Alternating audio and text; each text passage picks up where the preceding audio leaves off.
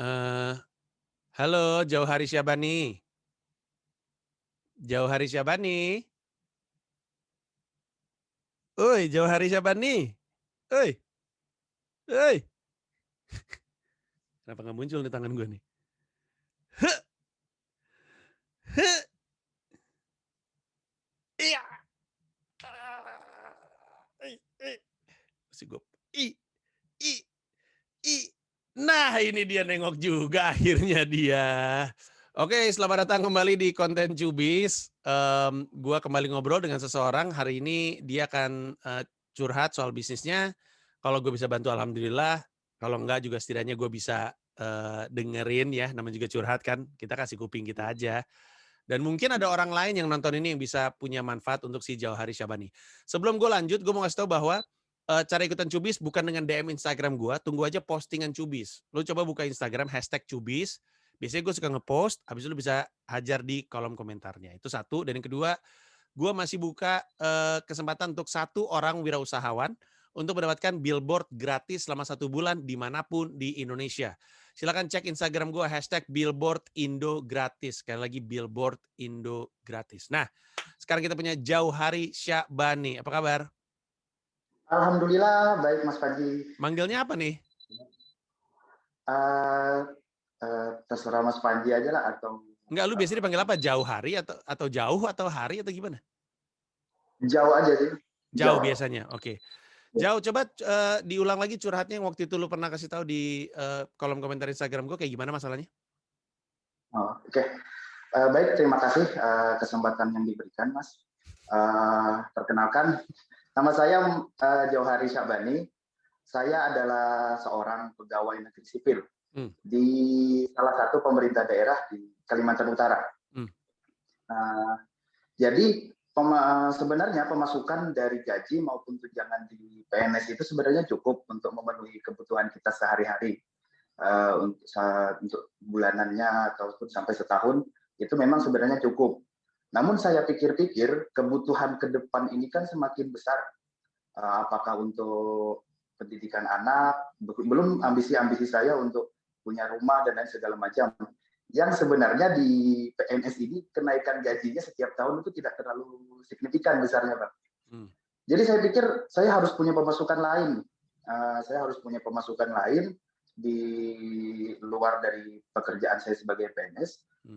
Yaitu saya coba untuk jualan kecil-kecilan, bisnis kecil-kecilan. Ya. Jadi saya bersama istri saya cobalah untuk jualan online di Facebook Marketplace daerah. Jadi soalnya di daerah sini yang laku itu, yang tinggi itu memang Facebook Marketplace. Facebook Marketplace. Daripada all shop seperti Shopee, Tokopedia, dan lain-lain. Orang lebih banyak bertransaksi untuk jualan online itu di Facebook. Daripada untuk di IG juga. Jadi kalau kita ada memasarkan barang-barang kita di IG, cenderung tidak terlalu laku dibandingkan dengan di Facebook. Karena ini untuk di kota lo atau pengalaman lo untuk se-Indonesia? Di kota saya aja. Oke, di mana tadi, maaf? Lupa? Di Kabupaten Nunukan, Nunukan, di Kalimantan Utara. Oke, terus? Jadi saya cobalah beberapa bulan yang lalu, saya bersama istri jualan online. Jadi saya ambil barang beberapa lusin dari Jakarta. Kalau saya sih jualan sendal jepit. Jadi sendal jepit seperti sendal gunung, ada sendal-sendal yang untuk ke masjid, atau sendal biasa dan lain-lain. Istri saya jualannya jilbab, rok sama kulot untuk yang syar'i begitu. Jadi beberapa bulan saya jalani, karena saya juga sebagai kurirnya. Jadi kalau misalnya ada yang pesan, kita pasarkan di grup marketplace Facebook. Kalau ada yang pesan, saya juga yang antarkan. Saya sebagai kurirnya juga. Jadi, saya jalankan ini otomatis karena saya sebagai PNS, saya jalankannya di luar jam kerja. Apakah itu sore, malam, bahkan di weekend. Jadi setiap hari saya jalankan kalau misalnya ada pesanan, saya antarkan di luar jam kerja. Jadi beberapa bulan, kira-kira kurang lebih 5 bulan sudah saya jalankan jualan kecil-kecilan ini bersama istri. Jadi beberapa bulan ini saya rasakan dan saya simpulkan, memang pemasukannya kadang besar, kadang turun. Bahkan cenderung 2 bulan terakhir ini agak cenderung menurun. Dan juga saya rasa tenaga saya sangat terkuras ini, Mas. Jadi tenaga saya ini selama 1 hari saja sudah harus kerja kantoran bahasanya, belum lagi sorenya ataupun di weekend-nya yang harus saya lakukan untuk rileks dan santai, saya paksakan lagi untuk, promosi, jualan, ngantar segala macam. Karena, pesanan istri saya pun saya yang ngantar gitu. Jadi bukan bukan cuma punya saya, punya istri juga, saya antarkan. Jadi yang saya mau tanyakan nih ke Mas Pandi kalau bisa ada masukan, saya mau tanya kira-kira pertama gimana sih cara mengembangkan ini bisnis supaya, supaya lebih baik lagi? Karena ya yang saya terngiang-ngiang dari Mas Panji ini terkait bisnis, yaitu, mulai dulu aja. Jadi mulai dulu aja baru bikin yang lebih baik. Jadi saya pikir ada mulai dulu aja lah, mau ini laku atau enggak saya mulai dulu, cuman kesannya sekarang saya mentok. Jadi ini mau berkembangnya gimana? Ditambah, eee, karena pekerjaan kewajiban saya sebagai PNS ini juga tidak bisa ditinggalkan tentu saja, eee, maka saya juga mau tanya, kira-kira gimana caranya untuk tetap bisa mengimbangi kewajiban saya sebagai PNS, bekerja dari pagi sampai sore, Senin sampai Jumat, tapi saya juga bisa untuk menjalankan bisnis saya, membagi waktu saya untuk tetap menjalankan bisnis saya tanpa mengorbankan kewajiban saya sebagai PNS. Mungkin begitu, lebih tepatnya, Mas. Oke, jauh gua coba untuk ini ya, untuk, ada banyak hal yang bikin gue penasaran, gue coba tanya beberapa dulu ya. Di Ya, boleh. penjelasan lu sebelumnya, di caption Instagram, lu sempat bilang bahwa kadang-kadang sebagai PNS lu tuh suka lembur. Nah, yang dimaksud lembur tuh lembur sampai Ya, malam atau lembur sampai weekend? dua-duanya, Mas. Jadi Oh, kadang lembur sampai malam itu ada, kadang juga lembur di weekend juga ada. Jadi yang saya misalnya ada janji, oke, pesanan Anda saya terima, nanti saya packing-kan, nanti saya antarkan di hari Sabtu misalnya. Tiba-tiba hari Sabtu ada panggilan mendadak dari pimpinan, kita harus beresin pekerjaan ini, otomatis jadi saya, terbengkalai lah, otomatis saya singkirkan dulu lah yang untuk saya pengantaran, mohon maaf saya tidak bisa ngantar hari ini, mungkin malam ataupun besok hari Minggu saya antarkan kalau misalnya tidak ada lembur. Jadi mungkin itu juga otomatis pelayanan saya untuk berjualan otomatis tidak maksimal kan, Mas. Nah, oke. Kemudian pertanyaannya adalah kenapa jadi harus lu sendiri yang nganter? Apakah profit marginnya terlalu tipis sehingga lu nggak bisa bayar orang untuk nganter atau tidak ada karena gue nggak tahu ya, nanti nanti gue akan nanya banyak mhm, soal Facebook Market ya. ya, Nggak ada ya. nggak ada ongkir, kan kalau misalnya kita di Shopee, Tokopedia itu kan ada mereka bayar termasuk dengan ongkirnya gitu kan, sehingga lu nggak usah mikir lagi Ya. gitu. Kenapa tuh kalau boleh tahu sehingga lu harus nganter sendiri? Ya, karena betul seperti yang Mas Pandi tanyakan tadi, memang, margin keuntungannya memang, agak tipis. Karena biar bagaimana saya harus bersaing dengan, eee, orang yang berjualan secara konvensional di sini, dengan saya online, otomatis saya harus bisa nawarkan lebih murah. Supaya tetap mendapatkan keuntungan yang sebesar-besarnya dengan mengurangi modal dan orang juga bisa tertarik dengan kita. Jadi, maka saya yang harus ngantar sendiri gitu, karena cuma modal, bensin paling dan juga tenaga saya. Karena juga di Nunukan ini, di kabupaten sini, ini sebenarnya sebuah pulau. Jadi di Kalimantan Utara situ, kami kan dekat dengan Malaysia nih. Mmm, Jadi ini cuma pulau. Jadi kalau seputaran pulau saja, jadi yang market saya, pembeli-pembeli saya sesuai dengan grup marketplace Facebook kan pakai ada grup internal berdagangnya, itu orang sini semua. Jadi masih bisa terjangkau lah.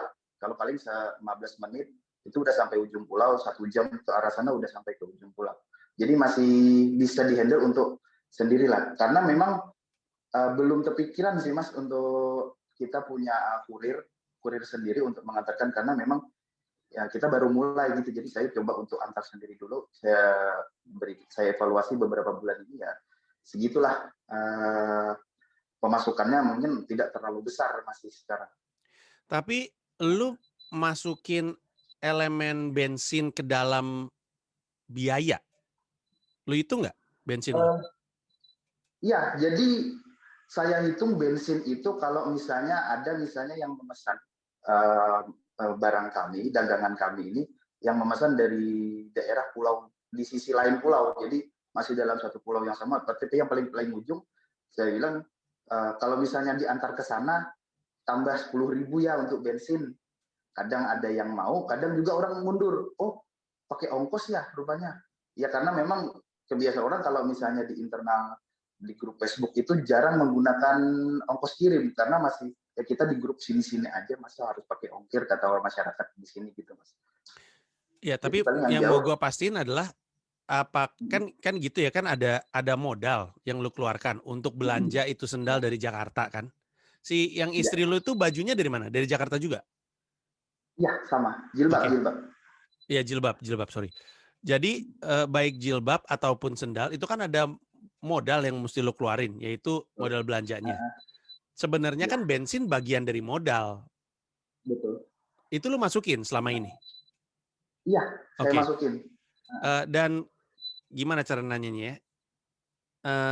Profit margin-nya itu dengan lu nganter sendiri, Ya, rasanya di elu kurang cukup untuk bisa jadi gini, gimana cara gue lagi milih kata-kata, tapi gue ngomong apa adanya ya, gue nggak bermaksud ya, untuk ya, gimana-gimana. ya, nggak apa-apa. Apakah yang lu rasakan berarti yang lu lakukan sekarang ini secara pemasukan tidak cukup besar untuk scale up? Karena kalau misalkan pemasukannya cukup gede, kalau lu tabung-tabung kan lu bisa scaling gitu. Ya, Bisa betul. scaling dengan misalnya gua nambah unit yang mau gue jual sehingga duitnya jadi lebih gede lagi, atau Iya, karena nambah yang gue jual, profit yang gue terima atau revenue yang gue terima jadi lebih gede, gue lebih punya modal untuk hire orang untuk nganter-nganter. Apakah berarti selama ini yang cara lo yang lakukan itu revenue yang lo terima terlalu kecil untuk lo scale up gitu ya? ya. Jadi makanya kalau revenue yang saya terima, kalau misalnya saya pakai jasa kurir itu akan semakin menurunkan pemasukan saya nih. Sedangkan betul seperti yang Mas Panji bilang, saya punya target kalau misalnya ini sekali saya beli sekian lusin, kalau misalnya segera habisnya ini dalam waktu 1 bulan misalnya, saya bisa untuk nambah unit lagi gitu, tambah barang lagi, baik itu jilbab ataupun sendal ini. Oke, kalau gitu pertanyaan gue adalah, dengan mengingat bahwa lu bilang lu punya pesaingnya adalah penjual sendal lokal yang Betul, membuat lu konvensional. ngerasa harus, kalau gitu gue mesti punya posisi tawar, gue harus lebih murah dengan gak ada ongkir gitu misalnya. Betul. Dengan kehadiran kompetitor-kompetitor itu, mungkin pertanyaannya adalah gini, kenapa kemudian yang lu pilih adalah jualan sendal? Kenapa istri lu jualannya jilbab? Apakah tidak ada benda lain yang bisa lu jual yang membuat lu bermainnya rada lebih lega karena pemainnya sedikit, sehingga lu bisa ngasih profit margin yang lebih gede sehingga lu bisa lebih scaling gitu? Kenapa tuh waktu itu milih sendal dan bukan yang lain? Oke, kalau untuk saya sendiri, kenapa saya memilih untuk berjualan sendal? Jadi pada saat saya riset di grup marketplace Facebook ini, saya lihat orang banyak berjualan barang-barang ya yang pada umumnya lah, seperti baju, makanan, ada yang berjualan makanan, ada yang berjualan motor bahkan, tapi yang berjualan sendal ini tidak ada. Jadi sebenarnya tidak ada pesaing untuk di jualan online ini untuk jualan sendal. Jadi saya pikir, oh ini kalau saya terjun untuk ikut berjualan sendal, saya berarti tidak ada pesaing nih, karena pesaing saya hanya orang yang berjualan masih yang konvensional dari toko ke toko. Bahkan saya rasa saya punya peluang. Ini orang tidak pernah beli di daerah sini untuk beli sendal itu pesannya online. Biasanya kalau orang beli sendal, dia pergi ke warung terdekat, ada sendal jepit, nanti saya beli, harganya mungkin cenderung lebih mahal, atau dia ke toko sendal, ada toko sendal, jadi dia datang ke situ, dia dapat harga yang lebih mahal. Saya sebenarnya dalam hal ini punya kedua posisi tawar, jadi harga yang saya tawarkan itu cenderung lebih murah dibandingkan dengan harga yang dipasang orang di toko. Berapa Kemudian bedanya? saya juga kurang lebih 5.000. Lumayan. Ya, kemudian 5.000. Untuk sendal yang kisaran harga 35.000, saya jual 30.000. Jadi kalau ada yang sendal 25.000, saya jual 20.000. Kemudian saya punya fasilitas untuk mengantarkan ini sendal ke tempat Anda gitu. Jadi mungkin tantangan dari saya rasa itu peluang saya karena saya tidak pernah ada pesaing di grup ini, di Facebook ini tidak ada pesaing saya untuk jualan sendal. Dan kemudian saya punya posisi tawar, harga saya lebih rendah dibandingkan orang yang di toko. Cuman saya sadari kendala saya adalah kebiasaan orang. Jadi karena kebiasaan orang untuk membeli sendal itu online itu agak asing mungkin untuk masyarakat sini, Mas. Jadi itu tantangan saya. Jadi saya coba promosi setiap hari, kadang 2 hari sekali saya promosi. Saya tawarkan ini bisa diantar loh. Kalau kamu mau sendal saya ini lebih murah, saya bisa antarkan selama kamu masih di sekitaran sini dan tidak di luar pulau sini. Karena ini Facebook orang sini semua gitu. Nah ini anggota grup Facebook dan lumayan banyak. Ada beberapa ribu anggota Facebook ini, Mas. Iya, jauh hari. Jadi sekilas ya, yang gua tangkep adalah kesalahannya tuh ada di bisnis modelnya. Kalau lu cara menjalankan bisnisnya adalah banting-bantingan harga, jadi lebih murah, udah gitu nggak usah pakai bayar ongkir, itu tuh taktik yang lazim digunakan di market yang banyak pemain justru. Kebayang nggak? Karena pemainnya banyak, maka cara menangnya adalah murah. Tapi kalau pemainnya nggak ada, diajak untuk banting harga tuh, lu mau banting-bantingan dibanding sama siapa? Orang pemainnya nggak ada, yang beli online tuh nggak ada gitu. Justru kalau marketnya kecil, mainnya value. Jadi sebenarnya dalam posisi lu, kalau lu tahu pemainnya nggak ada, habis itu merek sendalnya sama atau beda sama yang kompetitor lu? Kadang ada yang sama, kadang ada yang beda.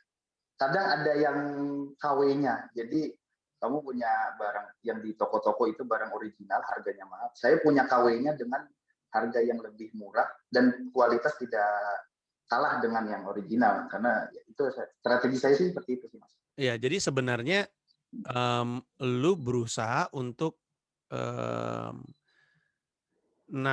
main ke pasar yang sempit dengan nawarin banding harga gitu kan kurang lebihnya ya. Ini di luar Ya, lu betul. jualan barang KW. Tapi maksud gue itu tuh lazimnya adalah kalau kompetitornya banyak, lu nawarin, jadi kan ada, kalau misalkan istilah umumnya kan ada red ocean, ada blue ocean. Red ocean itu lautan yang pemangsanya banyak jadi udah berdarah-berdarah gitu. Tapi banyak Oke. banyak yang bisa dimakan banyak di situ. Sama ada blue ocean. Blue ocean tuh lautan yang masih sepi, pemangsanya masih sedikit. Jadi lu bisa sebebasnya, tapi ya karena lautannya sepi yang lu makan juga dikit gitu. Nah, kalau misalnya marketnya gede, masuk dengan Ya. banting-bantingan harga, itu masuk akal. Karena harga lebih murah adalah competitive advantage ketika yang lain nawarinnya brand dan segala macam. Tapi kalau mana nih muka Anda? Jauh hari. Nah, Ada itu dia. ada yang nelpon. Ada nelpon ya. Ya cuman tapi kalau misalnya marketnya sempit, biasanya jualannya tuh jualan value gitu. Jadi justru ketika sempit, lu ngasih sesuatu yang beda gitu. Nah makanya gue tuh sebenarnya mikirnya jangan-jangan harusnya dengan jualan online, lu tuh nggak nawarin sesuatu yang lebih murah, tapi nawarin sesuatu yang lebih beda. Mungkin ya, Oke. mungkin. Mungkin lu mesti ganti supplier. Mesti ganti supplier dengan, intinya gini kan, saat ini soalnya dari tadi tuh pembahasannya yang lu banggakan tuh selalu harga lebih murah kan. Betul, betul. Dan di market yang sempit, banting-bantingan harga tuh susah. Orang marketnya sempit gitu, maksudnya nggak banyak Iya. kuenya gitu, emang cuman segitu. Oke. Kalau kalau dan karena pemainnya sempit, kalau lu mainnya murah-murahan, karena pasarnya kecil, gimana cara nuranginnya yang enak ya? Kalau misalnya Betul. pasarnya banyak, lu main Iya. profit margin tipis, kan lu main unit terjual. Jadi jumlah totalnya banyak. Oke. Tapi kalau pemainnya sedikit, lu jualnya murah, marginnya jadi sedikit gitu. Kalau pemainnya Oke. sedikit, lu nyari sesuatu yang value-nya lebih gede, sehingga marginnya jadi Oh, lebih gede. betul, Yang betul. kita cari nih jauh hari adalah strategi untuk scale up sesegera mungkin. Ya, Karena kalau dilihat dari betul. masa lalu, kita nggak bisa nebak soal lemburnya elu, nggak ketebak tuh. Dan nggak bisa nebaknya Oke. soal lemburnya itu sama dengan tidak bisa diandalkan dari sisi online. Jadi minus lagi value-nya. Udah mah nggak ada value karena banting-bantingan harga, tambah nggak ada value karena secara pengiriman nggak konsisten. Nah, betul. jadi kita mau naikin value nih dengan A, gimana cara bisa konsisten? Nah, untuk bisa konsisten harus scale up. B, caranya scale up adalah jangan main profit margin tipis di market yang sempit. Kalau market sempit, profit Oke. margin cari yang gede. Karena selama profit marginnya sempit, karena lu banting-bantingan harga ya, market sempit, ini nggak cukup banyak duit buat lu scale up. Jadi, kalau emang sendal adalah sebuah area yang masih nggak banyak pemainnya, menurut gua ganti supplier. Mesti ini Ganti agak beresiko ya supplier. Johari ya. Ini mah Ya. gue lebih gampang Oh, ngomongnya daripada prakteknya tentunya dan gue belum tentu benar. betul. Tapi perasaan gue mengatakan kalau lu ganti supplier dan lu bisa bawa sendal yang orang lain nggak punya di sana atau setidaknya beda, Oh, beda ya. Oke. lu akan merasa punya posisi tawar. Harganya emang jadi lebih mahal daripada kompetitor lu. Tapi kan kompetitor lu nggak jualan sendal lu justru. Dan kalau lu memberanikan diri untuk melakukan itu, walaupun unit terjualnya kecil, profit marginnya ini yang gede. Profit margin yang gede Oh ini iya. kalau lu kumpul-kumpulin jadi cukup untuk punya orang ngebantuin ongkir. Nggak harus karyawan, mungkin ada ponakan atau anggota Iya. keluarga yang masih kecil yang maksudnya remaja ya yang pengen mulai nyari duit, dia mulai tapi kan ada gitu, ada duitnya supaya lu bisa nambah value dari sisi pengiriman yang handal. Oke. Intinya sih gitu sih, kayaknya masalahnya ada di bisnis modelnya. Kalau mau main profit margin tipis karena banting-bantingan harga, carinya marketnya yang luas. Tapi kalau marketnya sempit, jualannya Oh, value, dan itu berarti lu mesti jualan sesuatu yang beda, yang unik, yang orang lain nggak punya, kurang lebihnya. ngerti, ngerti, ngerti. Nah, istri lu, dibandingin sama istri lu, jualannya bagusan mana? Sendal atau Iya, jilbab? betul. Malah iya, makanya habis tadi Mas Panji bilang saya pikir-pikir, oh iya, kayaknya memang karena cenderung istri saya lebih lebih laku dibandingkan jualan saya karena dia memang pasar jilbab ini kan hampir banyak sekali orang berjualan jilbab. Jadi hampir semua orang yang jualan kecil-kecilan selalu ada jualan jilbab. Baru di situ memang istri saya punya jaminan bahwasanya harga jilbab yang kami tawarkan, harga rok yang kami tawarkan, kulot yang kami tawarkan memang lebih sedikit dibandingkan kompetitor. Makanya memang cenderung dia lebih laku dibandingkan produk jualan saya. Iya. Sesuai dengan apa yang Mas Panji bilang tadi. Iya, berarti ada kalau misalkan lu mau mengubah semuanya keadaannya lebih baik, ya antara lu ganti jualan sesuatu yang marketnya gede, kalau emang andalannya banting harga, atau, Oke. ya lu berdua ganti, cari sesuatu yang profit marginnya lebih gede. Pokoknya intinya adalah kalau market sempit marginnya gede, kalau market luas yang Masih. marginnya tipis, Oh, oke, oke. Ngerti, ngerti, gitu. Mas. Sekarang giliran gue nanya deh, gue pengen tahu soal Facebook Market, itu gimana cara bekerjanya ya, Johari ya? Karena gue belum pernah buka. Bentuknya kayak apa sih? Dan jadi Facebook Marketplace itu ada, jadi dalam kolom Facebook itu ada tombol untuk berjualan. Jadi, Gue sambil buka ya. ya boleh. Itu ada di manapun? Ada, jadi Maksudnya nanti dalam Facebook Marketplace itu heeh. nanti ada kolom lokasi. Jadi lokasi Oh, mana iya iya iya iya. Anda berada. Anjir gue baru Nah, tahu. Kok gue bisa baru tahu ya? iya. Oke, terus terus? Jadi jadi kalau misalnya kita di daerah Jakarta, kita Hmm. mau beli apa, jadi tinggal klik di situ mau cari apa di daerah mana, maka akan muncul orang yang berjualan barang tersebut di sekitaran kita. Oke, lu kan hitungannya kan dropshipper ya sebenarnya ya? Lu kan nggak Iya, produksi sebenarnya gitu, lu ngambil dari iya, orang, dari supplier, betul. habis itu lu jual lagi kan? Jadi Iya, sebenarnya banyak banget dropshipper di Facebook ya? iya, betul. Oh wow, gue baru tahu ini. Bahkan sebenarnya dari saya lihat untuk youtuber bisnis, Hmm? bahkan jualan mereka itu bahkan paling banyak itu di Facebook Marketplace dibandingkan dengan jualan di all shop seperti Shopee, Tokopedia dan lain-lain. Facebook Oh, gue nggak Marketplace sadar karena juga lebih ya. menjangkau masyarakat yang lebih menengah ke bawah gitu Mas soalnya. Ya, ya, paham, paham. Oke kalau gitu. Mhm. Jauh hari, gue moga-moga cukup ngebantu. Iya, Sukses sama lu. Gue seneng lu masih mau berusaha. Mungkin titipan terakhirnya iya. Jauh hari. kan lu sempat ngomong ya, di caption Instagram lu bahwa ini sebenarnya mulai bikin badan capek gitu karena lu Iya, harus, apa namanya, harus kerja tapi masih mau, ngidupin bisnis gitu. Tapi sejauh yang gue bisa cerita jauh hari, ini kan sebenarnya lu lagi mhm, transisi ya. Transisi itu kan artinya dari kerja, lu mau iya, mulai bisnis. Nah, iya, sebelum lu bisa begini dan meninggalkan yang ini, emang selalu ini tuh justru masa-masa paling beratnya, tapi justru masa-masa paling menentukannya. Yang ingin gue sampaikan jauh hari adalah kelelahan lu itu wajar. Jadi jangan pernah ngerasa kayaknya ini ada yang salah deh, kok gue capek banget ya. Tapi justru kelelahan lu itu wajar karena itu adalah yang diperjuangkan orang yang lagi pengen ninggalin kerja untuk masuk ke fase antara self employment ya, bekerja untuk diri mhm, sendiri atau untuk level mhm, bisnis gitu.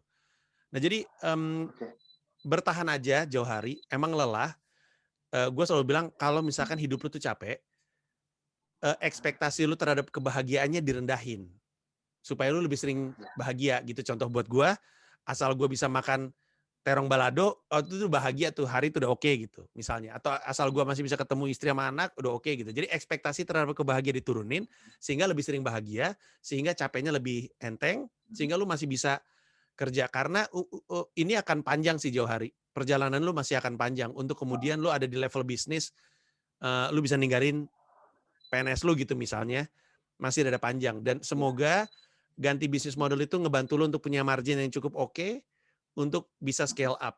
Antara unit terjualnya banyak, atau lu jadi punya orang untuk bantuin lu dalam usaha. Aman Johari? Aman, sangat terbantu sekali untuk sedikit, sedikit membuka pikiran saya memang untuk bagaimana terutama yang tadi apa scale up untuk margin yang luas kita, untuk margin yang kecil untuk market yang lebih luas dan lain sebagainya, sangat-sangat membantu sih Mas. Mudah-mudahan, saya bisa upgrade lagi setelah ini bisnisnya ataupun, meskipun tetap, tidak meninggalkan kewajiban saya tentunya sebagai PNS, Ya, gitu sih mmm, Mas. titipan gua adalah pegang baik-baik data pembeli lu ya. Iya, Sebisa mungkin pegang baik-baik data pembeli lu, itu adalah aset lu. Hampir semua mhm, pengusaha gede, itu awalnya tuh semacam reseller atau dropshipper, betul, dan itu dimanfaatkan untuk ngumpulin duit, untuk belajar caranya bisnis. Kalau lu suatu hari mau mhm, bisnis, lu dropshipping kayak gini, ini tuh sekolah yang baik gitu. Jadi lu udah belajar gimana cara jualan, gimana cara promo, memikirkan bisnis model yang tepat, riset konsumen, riset pasar, riset iya betul, market, tapi mhm, itu semua jadi sia-sia kalau itu pembelajarannya nggak dicatat. Jadi, sebisa mungkin data konsumennya lu pegang, karena oke, Phil Knight yang bikin Nike juga dulunya reseller sebenarnya, distributor sih tepatnya, tapi datanya dia pegang. Ya Johari ya, terima oke, kasih banyak, thank sukses. you Mas. Salam sama istrinya ya. Iya, thank you, salam juga buat keluarga Mas Panji. Thank you.